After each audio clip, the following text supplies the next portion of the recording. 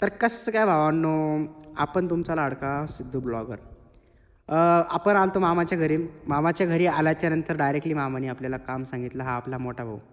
शेतात जा म्हणे आणि पाईप बदलून घरी या म्हणे. हा आपला मोठा भाऊ आणि हा आपला छोटा भाऊ. आता आपण तर एकटे थोडी ना जाणार आहे. आपण आपल्या दोघी भावांना सोबत घेतलं आणि या हळदीला पाणीसुद्धा द्यायचं होतं आज. तर मग याला सर्वप्रथम आपल्याला पाईप वगैरे तर जोडणंच आहे. तर दादा म्हणतोय की माझ्याकडे पण कॅमेरा कर. मस्त त्याच्याकडे कॅमेरा वगैरे केला आणि मग त्याच्यानंतर पाईपं आणायला आम्ही गेलेलो. त्या तुरीच्या वळीतून तर आम्हाला काही सुचतच नव्हतं.